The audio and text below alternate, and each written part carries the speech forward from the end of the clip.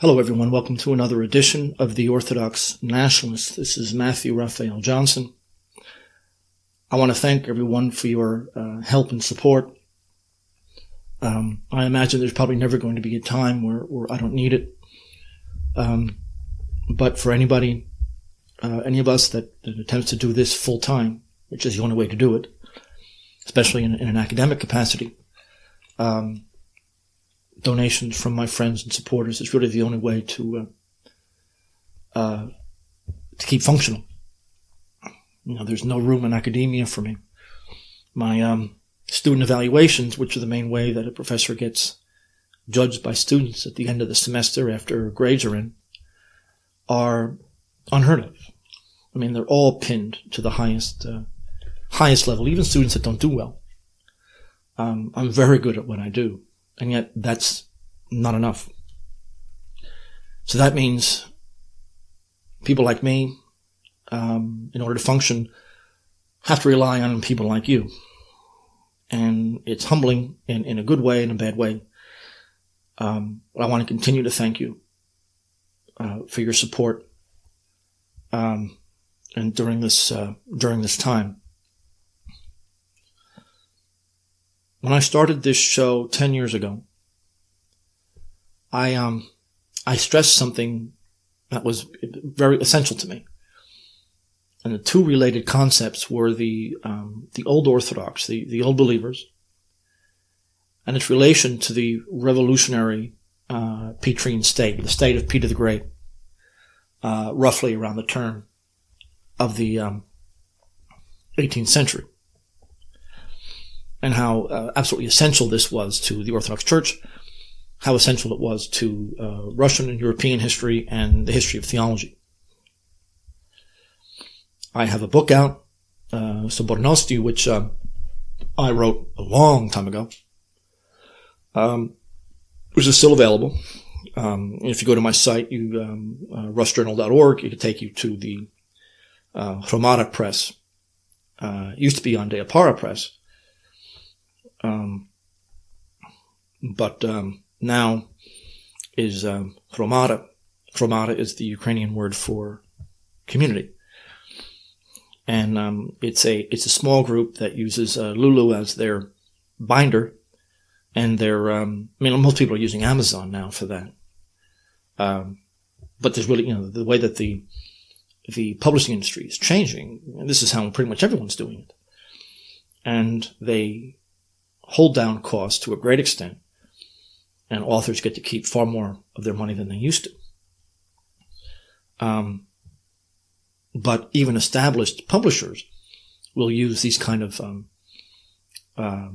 organizations, Cafe Press and Amazon and all these other things, to do their financial stuff, to do the actual physical binding as well as the merchant interface. And it's so much easier that way. But I wrote that many, many years ago. It was, I believe, the first time I published a translation, because most of the literature on the Old Believers remains untranslated, as well as some of my own work in the field. There was an error. The initial editor of that book had a couple of things that he put as anonymous, which were in fact me. But that's all right. It's a humbling experience. So Essays on the Old Faith is still available, and this means that I've been spending a lot of time on the Old Believers. I'm very sympathetic to them. I've always been. They have this kind of national anarchism, this intense devotion to Sobornost, that really reminded the Russian Church what they truly are. As you know now, the catacomb synods in the Soviet era lifted all of the anathemas, and then I believe it was in the 70s, where the synod outside of Russia, I believe it was St. Philaret, the synod outside of Russia lifted all of them, and of course not too long afterwards the Moscow Patriarchate did. This is an odd thing to do. We've tortured you, we've slaughtered you in huge numbers. Oh, sorry, we were wrong.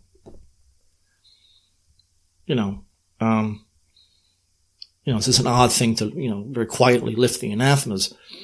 as if to say, yeah, sorry, we slaughtered all of you and just for all the wrong reasons. It was destructive. Alexander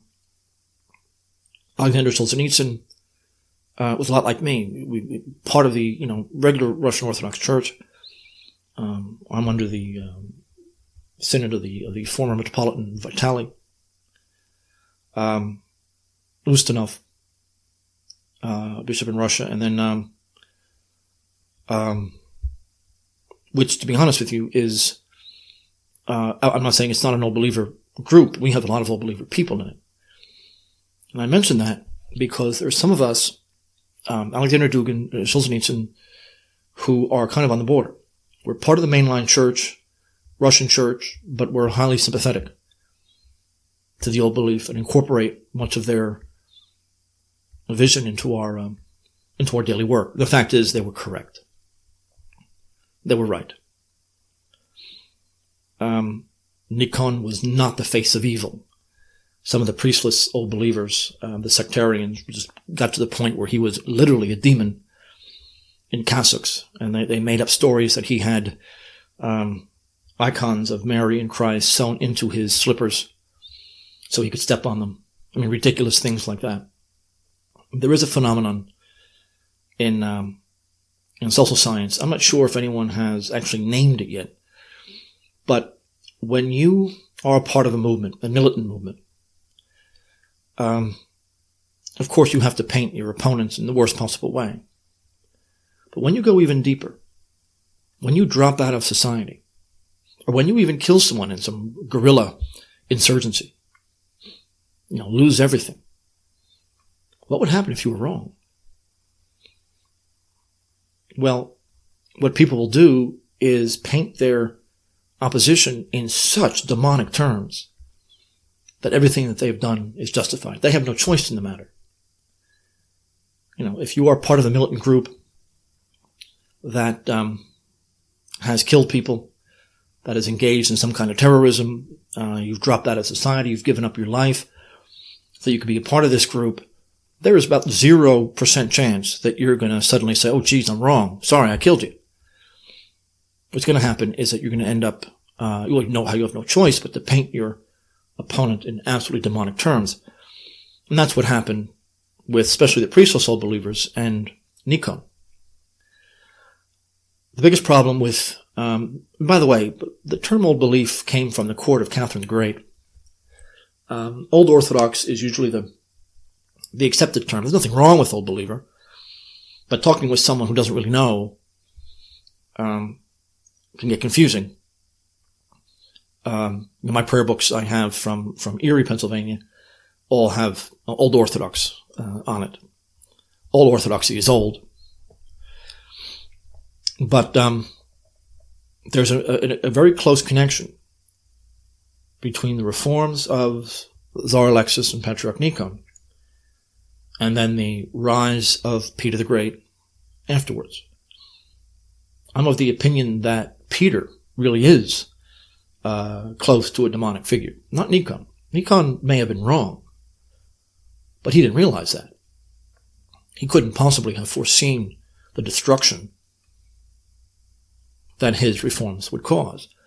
He didn't realize that some of the Greeks from the Middle East that he had in Moscow were phonies. Back then, it's easier to get away with. For me, the old belief was a revolt against the Petrine state, or the tendency that already existed in the 1660s, and later to create the Petrine state. The pressures of modernity and Machiavellianism, Hobbesianism, weighed on Russia like it weighed anywhere else. It's irresistible. To create a modern behemoth state and to be able to control it will infinitely increase your power. Of course, it's going to come at the expense of everything you are. So it is a Faustian bargain. I've argued on this show before that the man who came back from the Great Embassy probably wasn't Peter. You have to be able to read Russian for this, but the arguments are actually pretty good. And There were plenty of people. I mean, his wife didn't recognize him, and the behavioral change was so radical. And he hardly knew it was just, the evidence is actually pretty good. Whether he was murdered, whether he just abdicated, whatever it was, I have the feeling, I can't say this with absolute certainty, but I have the feeling that he was replaced. And the man who came back to Russia engaged in a revolution as severe as anything Lenin did. But of course, he was hemmed in by the technological limitations that, of course, Lenin didn't have. So my concern with the old believers is social.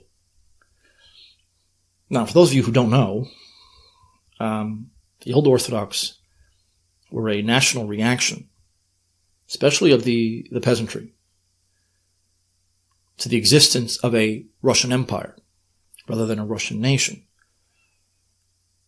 Tsar Alexei and his patriarch Nikon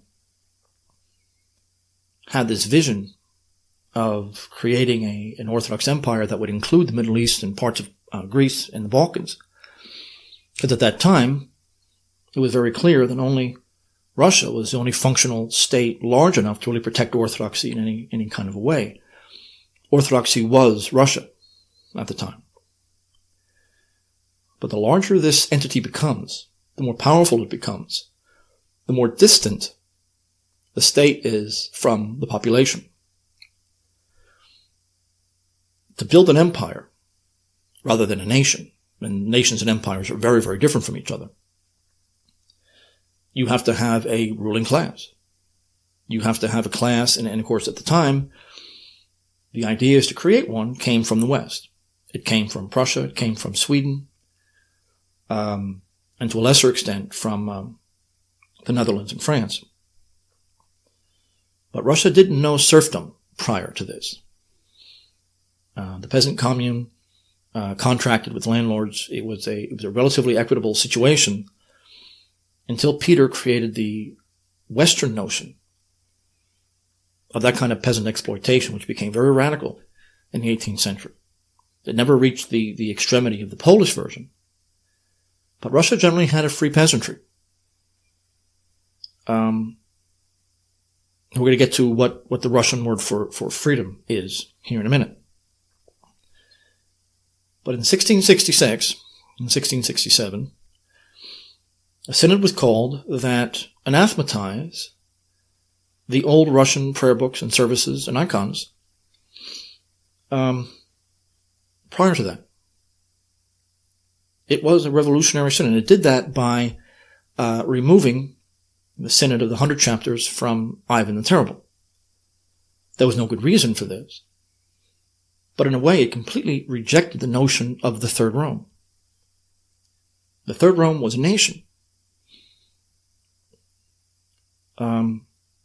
Now it was a Russian empire or a Russian federation.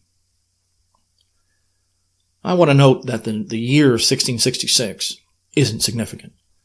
That is not how Russians told time back then. So that wouldn't be relevant to Russia. I know it's exciting to try to connect the 666 to that synod, but there is no connection. Russia, of course, was on Byzantine time, and so that year would be 7174, 7175 over the course of the 365 days. They didn't.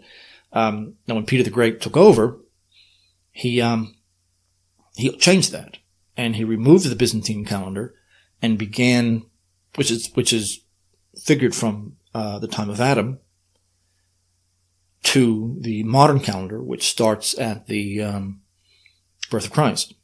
So only then would 1667 matter at all. That is not how Russians figured time back then.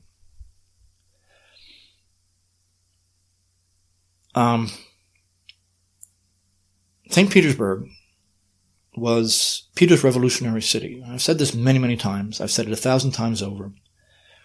I'm not going to repeat it. But its initial name in Peter's mind, was New Amsterdam. That was the original name, and he thought better of it. Worried about what the reaction to that's going to be. It's a bit obvious. But his reason for founding it was that Moscow is backwards. Moscow is ignorant. What he meant to say is that Moscow is orthodox. And he needed to get away from it as much as humanly possible. And he brought occultists all over Europe. There's many mainstream books on this topic. Again, I've dealt with this many times. The head of Peter's church, Theophan Prokopovich, was, he'd gone back and forth from Uniate to Orthodox. He, essentially was a Lutheran with, strong materialist and scientistic tendencies. He was a tyrant. Again, I've spoken about this many times on this show. About the time Peter died in the 18th century, every single see in the Russian Orthodox Church had been purged, with bishops being tortured to death in many cases, sometimes by Peter personally, and replaced with those that he supported. And the old belief, of course, always stated that this is one of the many reasons that the Russian Church doesn't really have legitimate succession. That is to say, if succession is going to be based on that level of strictness. But there isn't a see in the Russian Church that wasn't replaced by Peter. The new rite, and Alexander Dugin spends quite a bit of time on this. The rite that Patriarch Nikon introduced, a set of very dubious Greek prelates enshrined at that synod, was meant to harmonize the Byzantine rite in Russia with that of Serbia, Bulgaria, and Greece. What Nikon didn't know was that the Greek books that he was using were actually from Italy, done by Uniate presses. But a lot of people are very ignorant about what the old belief is. Most of us know the two-finger sign of the cross, or the two Alleluias, or the direction of the procession. Of course, those were a heck of a lot more important back then than they are now. But those were only symptoms of the greater cause. It's hard to imagine, but prior to the modern world, people in their day-to-day lives functioned according to ritual. Everything was a liturgy. You didn't just wake up and go to work and, followed your whim. Everything you did was connected with some liturgical practice. Your entire life was organized that way. The most ornate, of course, was the Tsar himself. But there is not a move, literally not a move he made, that wasn't ritually mandated. And I've said this before, but the concept here, the ritual is a way to take an idea, something ethereal, and make it material without losing the purity of the ideal itself.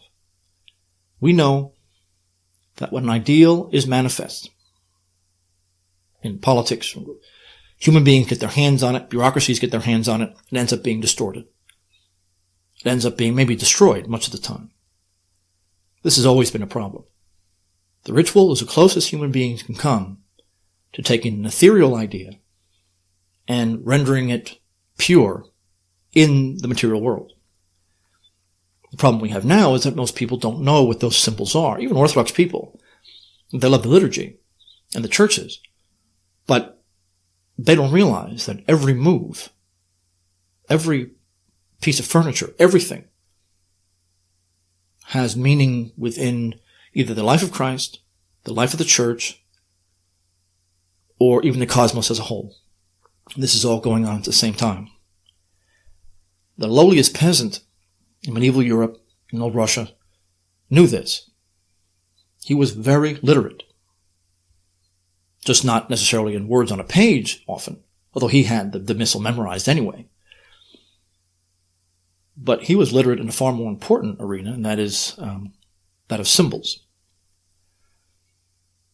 The old belief rejected the liturgy that Patriarch Nikon introduced in 1666, and of course the anathema against the old Russian theology prior to that, on the grounds that, well, the grounds I just said.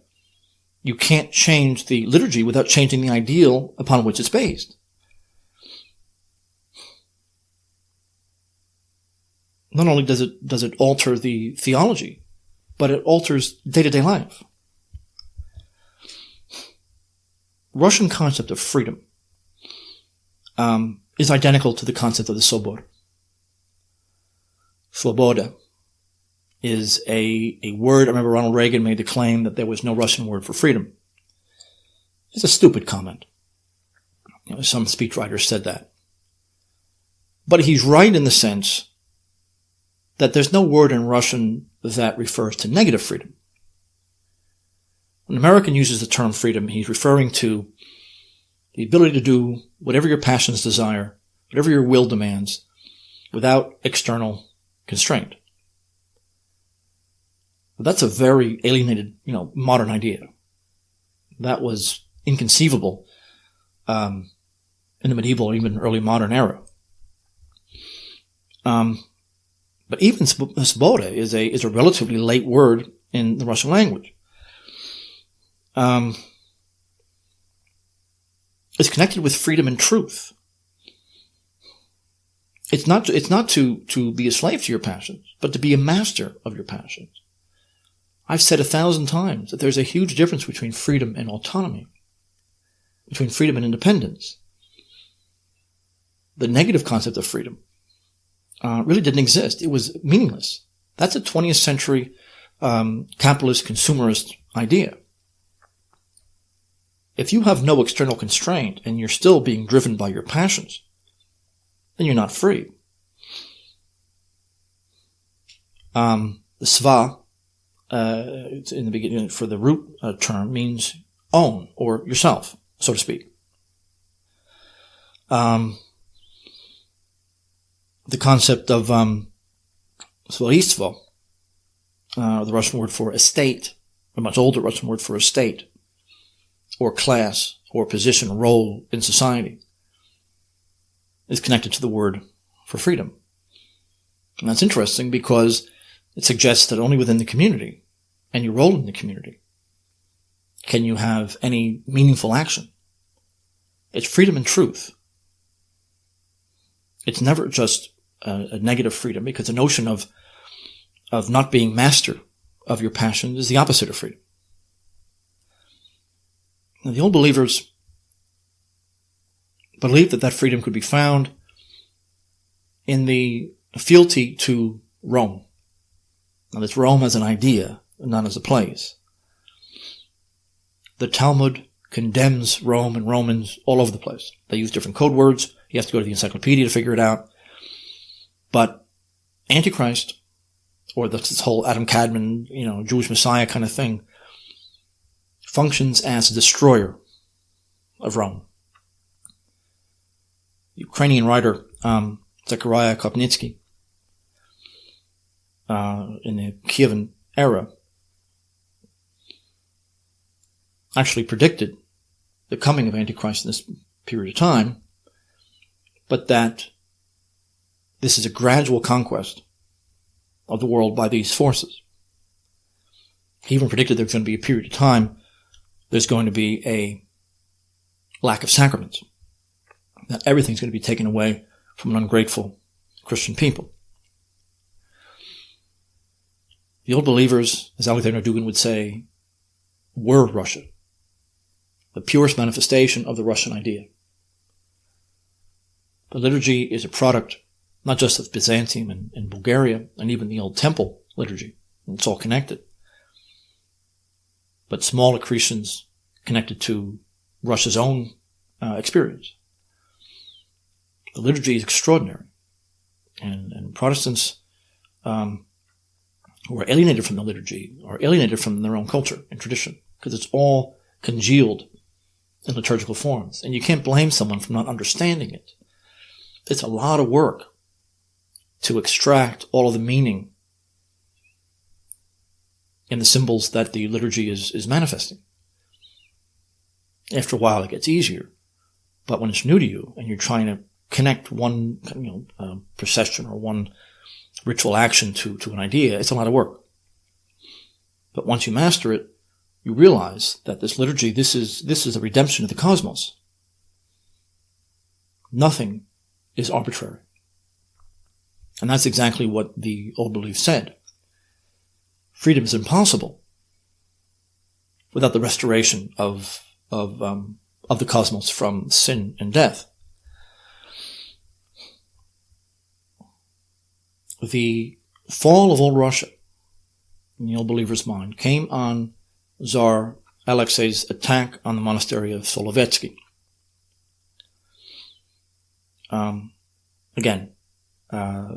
After the synod in the 17th century, more specifically in 1668, in fact, it was an uprising that opposed everything that the old belief eventually will fight. Centralization, the creation of this Russian papacy,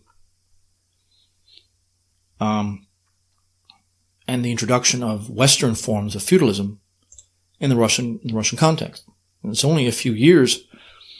The synod ended in 1667. The uprising occurs in 1668 and lasted until almost 1680. Finally, Solovetsky was the military stronghold of northern Russia. It kept the country safe from Swedes and the Livonian Knights and everything else. And it had fisheries and everything. It was very in Russian North, there was no feudalism. It's hard to do that in a sparsely populated area. There's a lot of wealth there, salt and fish. And they refused to bow to the new right and to the notion of the Russian papacy that Nikon seemed to support. And as much as anything else, when that synod anathematized the old ways and overthrew the 100 chapters for no good reason, it sounded like they were completely revolutionizing Russian thinking. This is exactly what they were doing. The sack of Solovetsky finally ended in 1676, led to the slaughter of many of the monastery peasants who came to defend it, and the blaspheming. It was a sack, no different than 1204. The Old Believer movement and that's first generation, comes from the monks who survived that Solovetsky sacking, who then wandered around Russia, forming, a skid here, a hermitage there, highly literate, highly motivated men, spreading out slowly but surely from this northern fortification to everywhere else. In the first generation of the Old Belief, that's exactly what it was.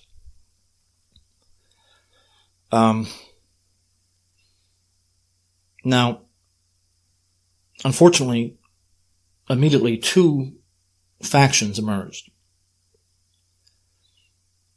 The first believed that grace could not be entirely removed from the world, that this isn't the time of the Antichrist. It sounds, given the country that we live in now, that the Old Believers thought that was the coming of Antichrist is a little dramatic. And that's utopia compared to what we have now. So clearly, that wasn't the literal rising of Antichrist. As their opponents, those who believed that all grace was removed from the world. And that, of course, is the distinction between priesthood and priestless Old Believers. The Bezpovodцы or the priestless believed that there was no more sacraments because Antichrist ruled directly. They made the logical jump, and the logic is flawed, but because Antichrist rules directly, God has withdrawn his grace. Or God has withdrawn his grace, therefore Antichrist rules directly. The priestless split up into many, many sects. Those with priests did not. I've always been a supporter of Patriarch Alexander of Moscow. I believe he has a better claim to the patriarchal chair than his current occupant. Actually, it's a very large organization. I've spoken to many of his people before. But again, the central notion here is freedom, but freedom in the Russian sense. Freedom and synod are extremely similar. But what is the origin? The origin of the word synod or sobor is to connect. The Old Believers rejected any notion of dualism. Soul and body were the same thing seen from two different points of view. Our sinful state has to divide everything up so we can understand it. And there's nothing wrong with this concept. Inner, outer, essence, accident. You can't have one without the other. If you change something in the outer appearance of something, you will eventually change what's internal. These are not separate from one another. If you change the meaning of a word, and then over time change the meaning of your whole vocabulary, you're not going to see the world the same way. That the inner content and the outer form can't really be separated. They are constantly in this dialectical motion. And if one is affected, the other will be affected. Therefore, changes in liturgy reflect and actually create changes in thought, changes in belief. Roman Catholics said this many times in the reaction to Vatican II. You can't change the liturgy and expect faith to remain identical. That's not how the human being works. The old belief was not about the correction of books. The founder of the movement, Avicum, was a book corrector. That was never a problem. There's always this process of correcting the service books. Now, this was rewriting the service. But not even that. It's rewriting the service in a historical context where Russia is changing radically. The nation is becoming an empire. The nation is becoming westernized. The liturgy is meant to reflect that, because now, if Russia is going to take the Balkans and Greece and even the Orthodox parts of the Middle East, it's going to have a liturgy that everyone recognizes. And that really is the foundation of these liturgical reforms. And of course, it's all political. Liturgical reforms, serfdom, centralization of the state, westernized ways of thinking, nominalism, all of this are one movement. They're all connected. In defending the old right, they're defending old Russia in a philosophical sense. The basic understanding is that the new right, the right of Nikon, which is used in almost all Russian churches today, stresses hierarchy and obedience in an external, mechanical way, where the old right stresses synodal freedom in the Russian sense.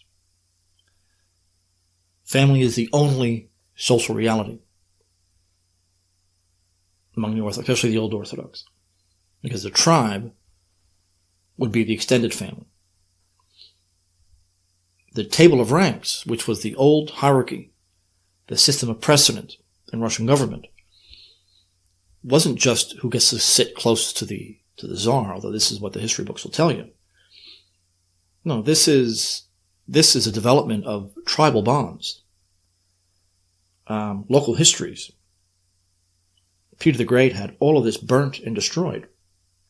The Duma, or the Russian medieval Vaishya, was for the heads of tribes. That's how the Russian nation came into existence. The family, tribe, nation. Essentially all one thing developing over time. Peter interrupted that. Peter interrupted that because the new right interrupted that. 1682, Russia began yet another revolutionary upheaval. It doesn't get talked about very much. It was a time of Patriarch Joachim. Alexis had died.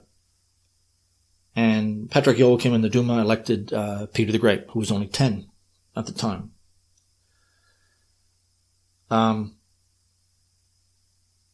Tsar Alexis had married again, after his wife had passed on. So there are two families now vying for power. The first was Miloslavsky, and the second was Narishkin. And Peter was of the Narishkin background.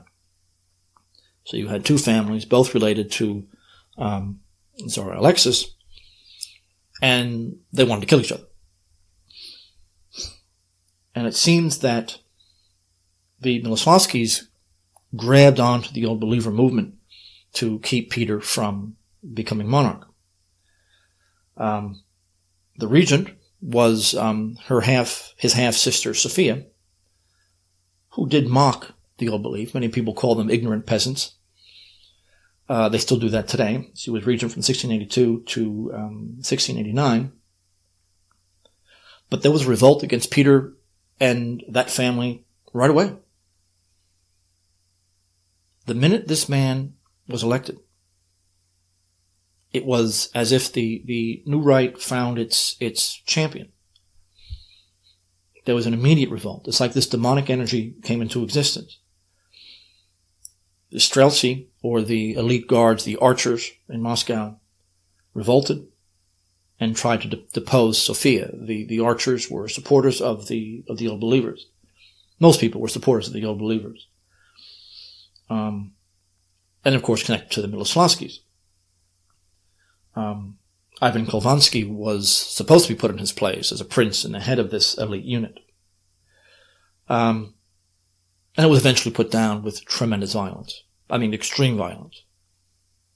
Peter the Great saw this as a 10-year-old, and it changed him forever. The history books will say this is the reason that he never wanted to have anything to do with Moscow again. Which is true, but it has no political significance. The new right had taken over Russia. It was associated now more and more with bureaucracy and centralization.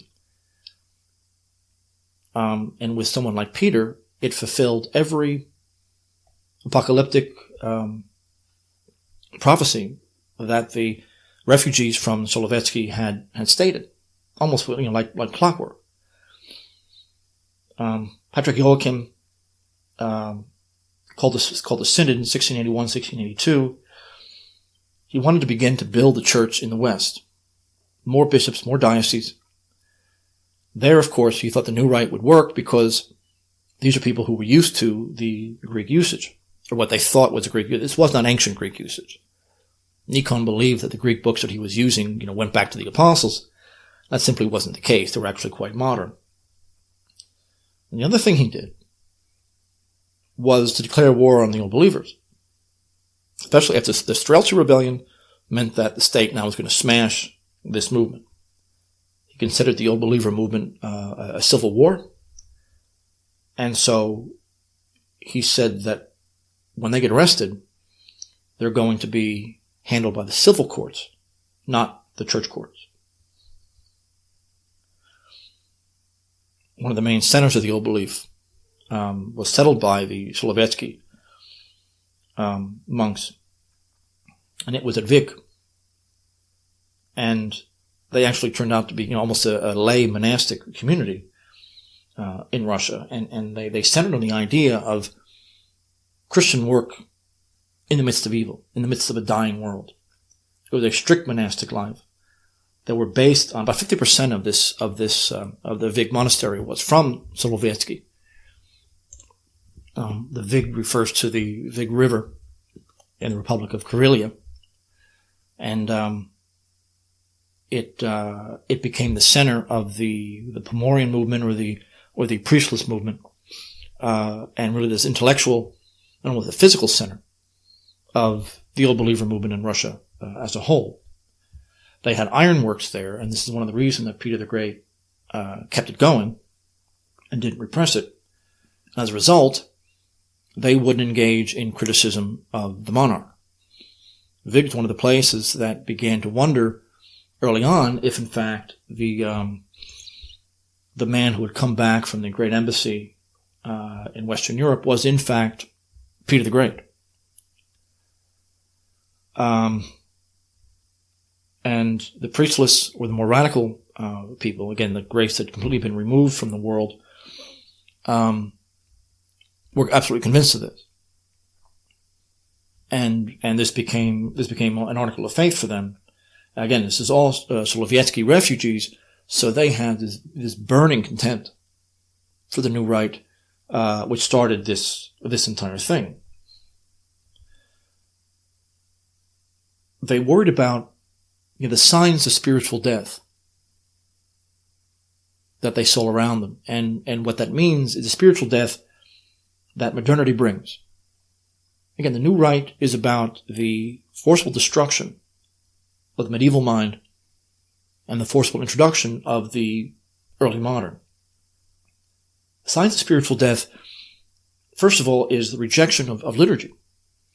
That liturgy can be changed at will. That I could do it when I feel like.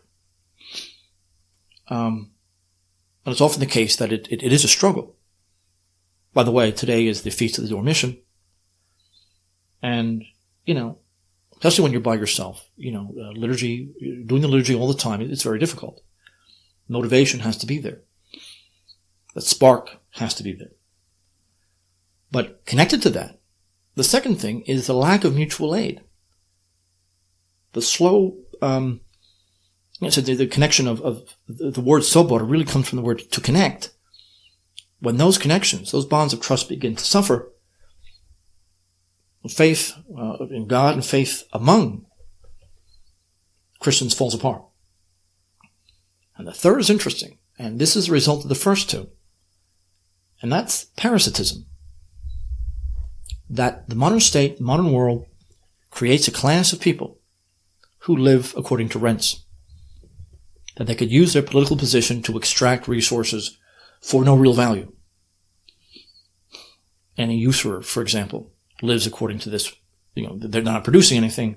They're simply using their money to make more money. But this is all, this is part of the Vig idea, this is part of the Old Believer idea at the time, that they're seeing this as foreigners are being brought in to run Russia. Occultists and alchemists are being brought in from England and Germany. I've dealt with this elsewhere. The capitals moved to Petersburg, the floating city on the graves of the forced laborers that were forced to make it, the Cossacks, many of whom were old believers, by the way, and designed to revolutionize Russia. It was the conquest of nature, because there's no worse place probably in the world to create a city than in the swamps of northern Russia. Because ultimately, sobornost is the principle of self-organization. Sobornost, svoboda, all of these, the word for a state, lidstvo, all of this is connected, even with the concept of family. What ruled among the old believers, and even with the rest of Russia as well, the brotherhoods, guilds, local sobor, this was essential. The old believer groups today, bishops don't have much power. One of the things the new right introduced from the collapse of the church in the Balkans was the bishop as a little dictator, and the complete lack of purpose of their local diocesan sobor. And there are people out there who never even think of the diocesan sobor. The bishop doesn't function on his own. The bishop refers to himself as we. He's a spokesman for the local sobor, and this is the deans, the abbots, the clergy, laymen, and the bishop really is only the overseer of that, the spokesman of that. Saint Eutherius of Moscow, of Solovetsky, was one of the first, the great writers in the Old Believer tradition, who said that Peter really is the solidification of all the decay and the destruction that's occurred to all Russia over the last previous 100 years. Now, what is old Russia? What is this tradition that we're talking about here? What people often don't realize is that Russian wages, the value of the ruble, remained unchanged for centuries. That up until World War I, from this era all the way up to World War I, Russian wages relative to the standard of cost of living were far higher than Western Europe. From the 11th to the 20th century, they were at least equal to the wages of the West, probably higher given the fact it was a much it was more expensive to live there. From 1600 to 1900, very little change. At this period of time, the average peasant owner averaged about 7 acres. Now, of course, they were part of a commune, but each family, you average it out. That's what they had. By 1917, it was the exact same. Even in 1800, serfs averaged between 3 and 4 acres. Tula was 2.4, Olonets was 7. This is what happens when you have a stable currency. This is what happens when you have a nation state that's focused on its central source of legitimacy. In the 18th century, Russian wages were twice that of France relative to the cost of living. You guys know I've written extensively on the Soviet Union, and one of the theses that I defend always is that the Soviets had no concern with labor whatsoever. That was simply, those were code words, those were things to justify their behavior. And the proof of this comes from Oleg Platonov, that Soviet wages were 37% of GDP. In other words, of all of the value created, only 37% of that could be manifest in wages. That's the lowest in the world. That means that 2/3 of what they produced was taken by the state. That simple fact alone destroys any concept of the Soviets having anything to do with labor. But we're not talking about that here. The Code of Yaroslav in the Kievan era lays the groundwork for all of this. Loans exist for goodwill. They exist for Christian friendship. And the Old Believer merchant class, which was very powerful, had the same idea. They made profits, but they were never wealthy, because all the profits went back into the community. The only reason that the Jews did not entirely take over the merchant class of Russia was because of the Old Believers. And as always, whether it be the guild in Russia is called the artel, which was, which owned the means of production. So there's no way a Marxist could have anything negative to say about it, but of course they destroyed it anyway. In the Code of Yaroslav, in medieval Russia, repayment was done from the profits of it. See, today, if you give a loan, interest is charged no matter whether you make a profit or not. The money is what produces the interest. In Old Russia and many other places in the Middle Ages, it was what money creates. That's what creates repayment and the interest.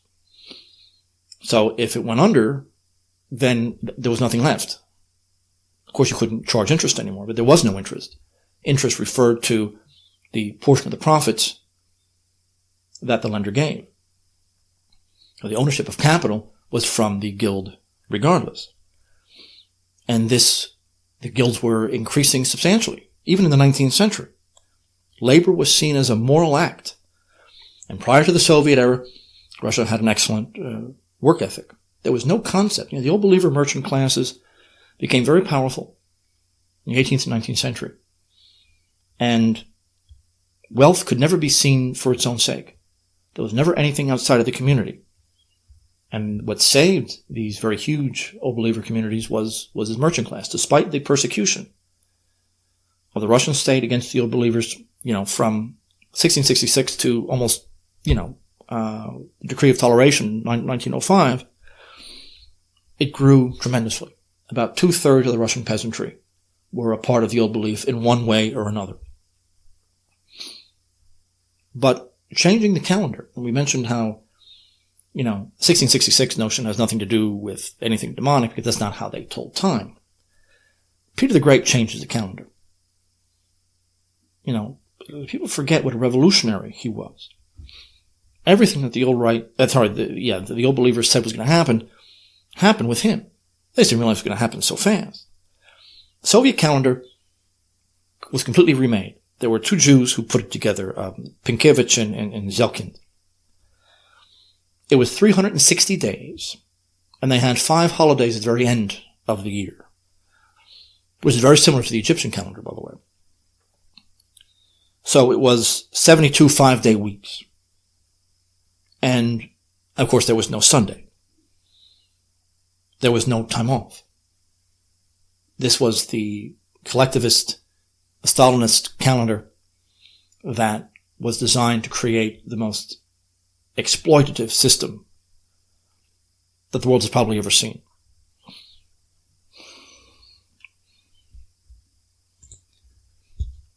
We hear them using the word kulak. That this was the excuse to destroy peasant farms in the Stalinist era. It's actually used before then. But the concept really is, it's usually translated as fist. And in the American history, I've never seen an exception to this. They say that means that the kulaki were tight-fisted. Well, they just invent that. Actually, the term is far more substantial and far older than these people realize. It's actually, the root is an alteration from a cyclical system to a linear system, which is, of course, what Marxism was. It's based on the notion of, it's also an insult. Kulak also means blockhead. It could also be translated as the mill wheel, which, of course, shows up in the New Testament, as we all know. It's actually a very intensely philosophical notion. The notion of this cyclical time, this linear time, was created in the Petrine era, as far as Russia was concerned. For Christians, the year, the cycle of feasts, this is a cyclical system. But believers in progress, and with a capital P, reject this notion completely. The Soviets did is take the old Russian concept of freedom, which is connected to the idea of the Sobor, the council, and pervert it entirely. You can't have freedom in this definition of the term if you don't have a community. And the collective farms, of course, were a parody of the old peasant communes. They were strangers thrown together under an overseer who was usually a Jew who knew nothing about agriculture and wasn't supposed to. His job was to make sure that Christianity was stamped out and that no surplus grain was to be had. The Old Believers always maintained that from the era of Peter on, the church began to decay slowly but surely. Peter the Great, as you know, abolished the office of patriarch and instead installed what he called a college of laymen that oversaw the Synod of Bishops. And as I said, the Synod of Bishops were of his own creation. And that completely dominated the financial side of the church. By the end of the reign of Catherine the Great, less than 100 years later, there wasn't a single source of income that the church could depend on. Even candles. Candle money was the last source of income. From Peter the Great to Catherine the Great in the 18th century, the church lost all of its property. Everything was secularized. Saints like Paul of Tobolsk and Arseny Matvievich were murdered or sent into exile. for opposing this.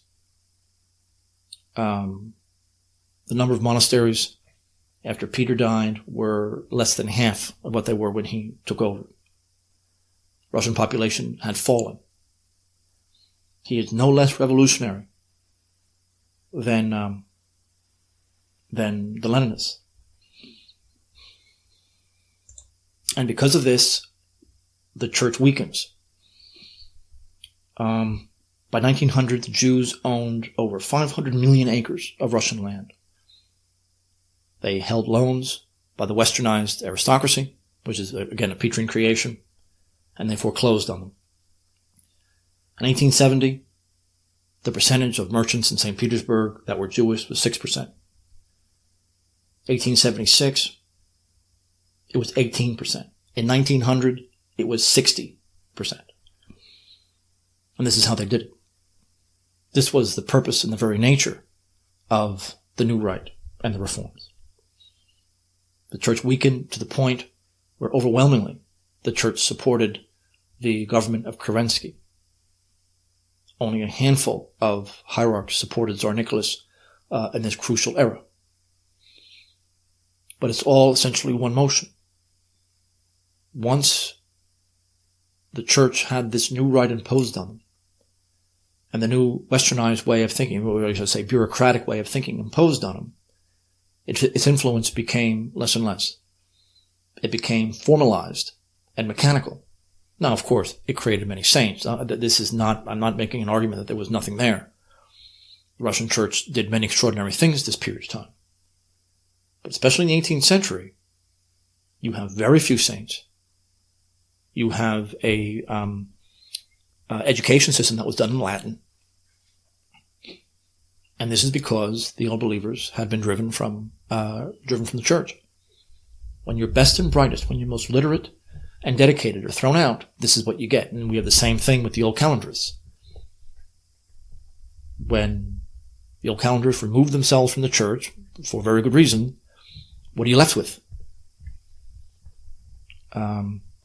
Fighting from within is always an excuse to do nothing. That's always, that's nonsensical. That doesn't happen.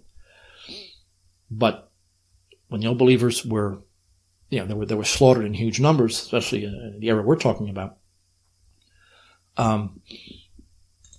church offices had a tendency to be filled with those who were willing to support either Peter or Catherine. So Alexander Dugin's conception of the old belief and the Petrine era is correct.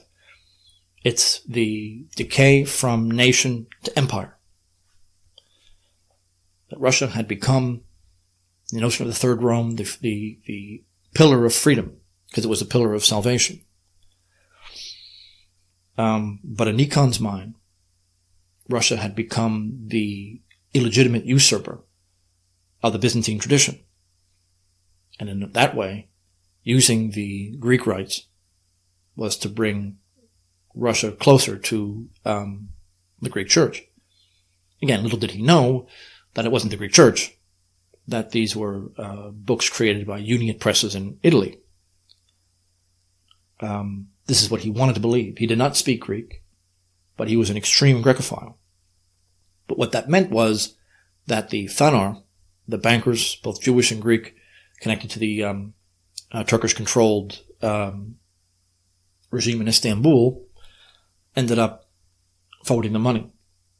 This is who they were connected with, not ancient Byzantium.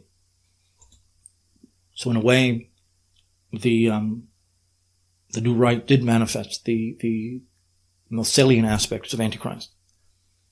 Centralization, exploitation, the notion of personal gain, and rent-seeking, which is identical to usury.